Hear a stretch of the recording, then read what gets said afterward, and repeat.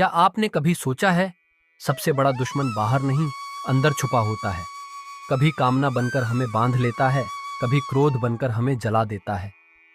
कुरुक्षेत्र की रणभूमि पर युद्ध का शंख गूंज चुका है। चारों ओर रथों की गर्जना है, तलवारों की चमक है, और इन सब के बीच अर्जुन अब भी प्रश्नों में उलझा है। आज हम बढ़ते हैं अध्याय 3 के श्लोक 21 से 40 की ओर।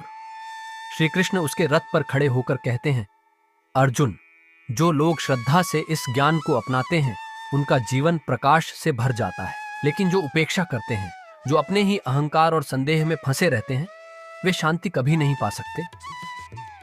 फिर वे गंभीर स्वर में आगे कहते हैं, प्रत्येक प्राणी अपने स्वभाव के अनुसार कर्म करता है। जैसे आग की प्रकृति जलाना है, हवा की प्रकृति बहना है, वैसे ही मनुष्य का स्वभाव भी उसे कर्म की ओर खींचता है। अर्जुन सुन रहा है, लेकिन उसके मन में प्रश्न है, तो फिर इन सब बंधनों से मुक्ति कैसे?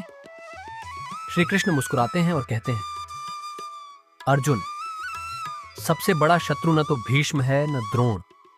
सबसे बड़ा शत्रु है तुम्हारे भीतर, काम और क्रोध।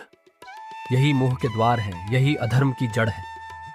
रणभूमि पर हवा और भी भारी हो जाती है, जैसे स्वयं समय ठहर गया हो। श्री कृष्ण आगे कहते हैं, पहले इन्हें पहचानो, फिर इन्हें जीतने का संकल्प लो। इंद्रियों पर संयम रखो, मन को स्थिर करो, तभी तुम सही कर्म कर पाओगे।